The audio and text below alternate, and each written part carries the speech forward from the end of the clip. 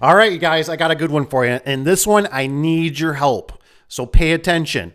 Listen to me. I need your help on this. So if you have any experience, any knowledge, put your 2 cents in. Let's keep it nice. Let's keep it friendly. But Tom was so gracious to reach out to me that I read this email and I thought, I don't think I can do this alone. So I want some of your guys' input on this. So Tom wrote me an email. Tom is in the market. He's in the market for a new door and opener. He's in Chicago. So Chicago, brr, Chicago, cold, like Michigan, we freezing. So he got some quotes. He didn't want to waste any people's time. I wanted to make sure I mentioned that. I think that's really awesome of Tom to email these companies and just say, hey, look, I'm looking for a price. I got dimensions for you. I probably can get you pictures, whatever you need. You don't need to come out here and send 2 texts and time and gas and all that. So that's awesome. Thank you, Tom. We all appreciate that. That's for sure. Because we know we might not get it, right? Because some of us are going to be higher, lower. That's just awesome. Okay. So he's got 2 quotes, both of them were CHI from the get-go. One was from Amar, but he says he likes Horman. He said since his family is from Europe, his family is real happy with them over in Europe, it sounds like. So, kind of need my buddy Sean, you know what I mean? But, so I look at this and there's some things I think about in this situation, right? First of all, how do I explain this? The one thing that does make me fearful about using a company like Horman, don't forget, Tom, I'm going to put my 2 cents in. Like I said, I'm looking for your guys' comments below. So remember who's going to service it in a sense. You know what I mean? Can you get parts from a local? Don't forget those things because those are very important, right? Because if this thing, you bend a hinge or you bend a panel or something, you run into it by accident or whatever happens, right? Who's your dealership? Basically that's going to be close. So it's kind of like, do you really want to buy the Ferrari? I mean, yeah, we do, right? But do we want to service it? How far is the dealership away from there? Is it another, 3 states over? So those are things to keep in mind. My first intention, right, as I think about CHI, I think CHI is pretty good. But I want to get in some details about some other things just to keep an eye out for. Okay, so here's my 2 cents. Tom, what I would be looking for in a garage door, right? I remember this was actually my competitor, right? He told me this one time. He had a lot more years in the business than I did. But he said, sometimes people, and this is just something to remember, sometimes people focus so hard, right, on the insulation of the door and things of that they forget about how the door actually seals. So what I want you to do is also make sure you check out the seals when the doors come together. Some of these manufacturers put little pieces of rubber, but you want something that's pretty stout. I had a Wayne Dalton door before. I believe it was the 9000 series door. They put one in there. It wasn't very good. And it came off basically, right? So you might want to do some research on how the door comes together and seals because, that's somewhat of an important part, especially when you get wind blowing on it. Now, the other thing it really comes down to is the weather seal. There's only so much we can do as technicians. Hopefully whoever installs it does a good job and keeps everything snug. I have seen there is a product out there that's kind of new. I've never touched it. Maybe some of my viewers have. But it's there's spring-loaded hinges that help push the door a little bit tighter. So that's always a big important factor, right? I remember a guy telling me once when he built his house, he was telling me on these the crank out windows that tip, they're kind of a real pain to ever put a air conditioning unit and stuff like that. He said when they're closed, he says, why I put those on my house? He says because when the wind blows, it pushes on the gaskets harder. And I thought, well, that's pretty ingenious. There might be some truth to that. Now with the garage door, unfortunately, we're on the back side of the jam. We can't do that. So with the winds blowing and stuff like that, you got to remember that. Now, insulated glass. I think you mentioned something about you want to insulate glass. I think that's a great thing to do. Just remember if you're on the fence with it, the insulated glass seems like it's still kind of a weak spot. You know what I mean? All the insulated glasses I've had in my own personal houses of garage doors, they've always seemed still like a leak point, right? They don't seal real good with the plastic they put, because they're basically cut and then they put a plastic trim over it. So it's a leak point. And you can't ever get the R value out of a window like you can an insulated door. So if it's something you're really concerned about, the insulation, you might say, you know what, we're just going to forget the windows. It might save you some money. It might be something to consider. Are they nice? Absolutely. If it's just your choice. I just want you to be aware of it. Ahead and read a little bit more of this email. He says I'm assuming it's a little bit of a typo error. He's got 7 foot 9 inches by 16. The two marks there, so it's inches. So I'm assuming let's just say it's a 16. It's probably 16 by basically 8, 16 by 8. So 16 wide, 8 foot tall. Opening, he's looking for a classic steel door with top panels of insulated windows, and a new opener. I don't know why it says new opener. Oh, okay. So it says the garage is attached to the home with a bedroom above. That's key. The bedroom's above the garage. The garage is insulated, drywalled, and painted. And I installed the heater 2 years ago. So, this is a really nice space he's got. I thought I might ask your experience on comparing CHI, Horman, any other similar, and what opener you might recommend for my situation. So it sounds like he's getting quotes in his email there. Like he's basically getting LiftMaster. So my call out is I don't deal with a lot of LiftMaster. I don't hate LiftMaster. I think LiftMaster has gotten a little bit better, to be honest. I just talked to Cap that runs the business, and he said that Genie he's kind of steering away from right at the moment, right? Because he's had some RPM sensor issues. So they've had, not all of them, let's just say, but they're having quite a few RPM sensor issues. He said basically it sounded like whoever's in the factory tighten them down, they're over tightening them, they're cracking them. Now, for you, Tom, this would be probably a real one-off if you get one. But I do know that Genies, they've been over the years, they sometimes can seem a little bit more susceptible to power outages, electrical surges. They don't like to have that jolt of electricity. LiftMaster was always a little bit better. But unfortunately, with all this new technology nowadays, there isn't much you can do to get away from it because everything's got so much technology in its circuit boards. LiftMaster always seemed a little bit stronger on my end when I was dealing a little more heavy with LiftMaster.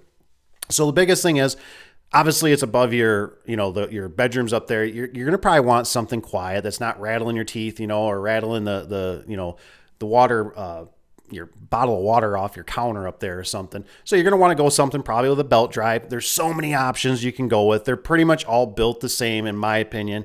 It just depends on what you want. If you want to have a camera, you want the Wi-Fi, all that kind of stuff, just do your homework, and you'll find out which model and stuff like that. So I don't think I'd be too afraid to go with LiftMaster, especially if you got guys that are, that's what they're kind of recommending.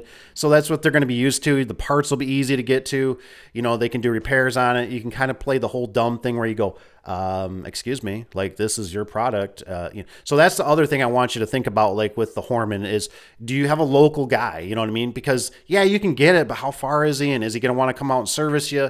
So I don't get too concerned on the brand in a sense, you know what I mean?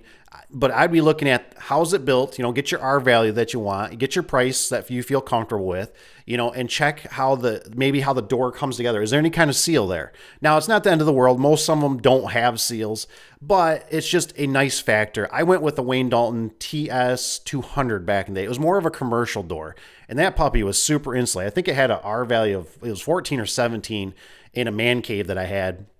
And it had a really nice seal. It had real good angles to it, how it came together. So that helps block the wind.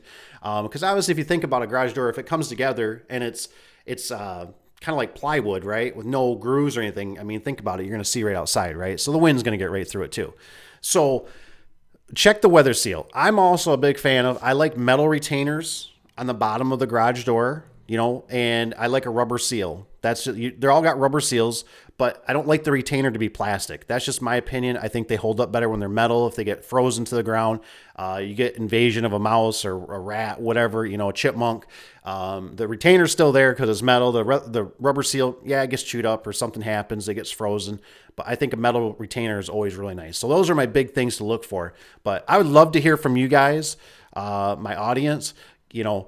If you got a certain LiftMaster that you say, hey, this is a good brand or a good model, put it in there. I think he's either going to go with LiftMaster or Genie.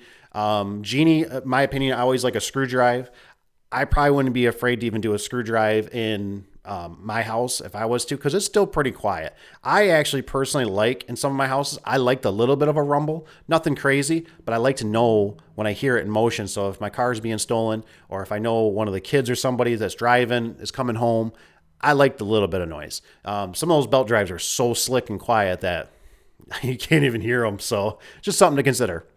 Okay, you guys, so just remember that we are using basically either we're going with LiftMaster or we're going with Genie, right? Let me know what model and any details and what the pros and cons. And like I said, let's just hear it out. I mean, I'm not for one or the other, right? It's just whatever is going to work and work good, you know. And I know that rabbit hole can go kind of deep with all the technology. Let's also remember CHI, AMAR, or Horman. What would you recommend? What model would you recommend? Like I said, if it was me, I'd either go LiftMaster or Genie. I'd probably go CHI because I believe CHI is going to have standard hinges. It's going to have the standard hardware. They've been pretty good. AMAR, we know that the doors typically come with damage. They come with road rash. They come with paint missing, dents. That's just the way they typically run, at least up in this area. Horman, packaged really good, right? Pretty solid door, no doubt, but they do some kind of funny things with their sections. They do some weird things with their hinges sometimes. So they might have changed, and maybe it's all standardized now, but I want hinges that I can go to the local Ace Hardware or Lowe's and I can go, I need a garage door hinge, right? If something happens, which is probably not going to happen, but I like to have stuff that's just around more. You know what I mean? Like, I don't want a square tire. I want a round tire. So I want stuff that's more generic, and that's what I always think. So Tom, with your door, here's a couple things too you might not have been thinking about. Make sure that they're going to give you, 2 struts, and that's the support piece. And I'm going to play this clip while I'm kind of talking here. And let me turn the volume down here real quick. So anyways, you want 2 struts. I don't know what happened here. Continue on. Technical difficulties. So you want 2 struts, right? Otherwise, your door is going to look like this, right? This one didn't have a top strut. So 1 strut on the top, 1 in the middle somewhere that helps support the door. If you want to be overkill, you can spend a little bit more money. I'm sure nobody's going to offer it, is my guess, in that area. You can do, every section can have a strut. It's going to give it more strength if you're in a high wind area. And another one was a garage door opener bracket. That's what the opener mounts to on the door. That's kind of a crucial piece. You're going to see when I walk up here on this door that it doesn't have a garage door opener bracket. It just has a little chintzy one they come with the opener. Excuse me. This door, I don't think it had something with kitty wampus with it. This one does have a middle strut. I see the middle strut, so that's good. So that's what's running across horizontally there. Oh, it does have a top strut. Okay, so I forget, this thing had some malfunction, but you want a top strut and you also want a middle strut, or you can have struts in all the sections. Hinges, I just mentioned, I want standard hinges, which basically like on this door. Make sure they're a good gauge too. You can do a little bit of research. You want, like, I believe it's a 10 gauge. It's, if you can, it's not the end of the world, but it's just nice to have a little bit solid, a thicker steel hinge, because I have seen on the wider doors, especially if they're like Menards doors or Ideals or some of the very cheap Clopays, the door, you got to remember, every time it goes up, it's getting metal fatigue. So think of a coat hanger. Every time you bend a metal coat hanger, it gets metal fatigue and eventually it breaks, right? So your hinges are taking a lot of that load of that door going up and down. So hinges do play a big part. Let's see, we got bottom seal. Like I said, I like metal retainers. That's just my preference. That hold on the bottom rubber. Let's see here. Sections, if you want to get overkill, see if it's got seals. I don't know which models do in that particular line. So if you're concerned about really draft, but it's just something to keep your eye out for, that you might want to do that. Oh, and don't forget, make sure that the garage door opener comes with light bulbs. Make sure they provide it. I don't know if you've seen any of my other videos, but I am a fanatic about the light bulbs. Or obviously, if you get some of the LiftMasters have the LEDs, they're already built in, so that might not be a bad gig either. You know what I mean? So, but Tom, I wish you the best. I really appreciate the email. It was very kind of you, and I hope you have a good luck with your garage door. Like I said, I'm always about who's going to service it, who's going to, if I got problems, and I don't want to hear the guy say, well, I'm 2 states over. So, probably stay local, and whoever's seems like they provide you good service are probably good dudes. They know their stuff. That seem genuine. Just use a little bit of common sense. It's not that bad, but you can only do so much with a garage door. You can get them only so thick. So, but good luck to you. And you guys, like I said, comment below. I'd love to hear what you guys got to say. And we'll see if we can help Tom out here. So just remember, he's in Chicago. It cold. So we'll take care. We'll see you guys in the next one. Thanks for watching. If you don't mind, hit the like button on the way out. And we'll see you. Become a subscriber. It's free. See you later. Bye.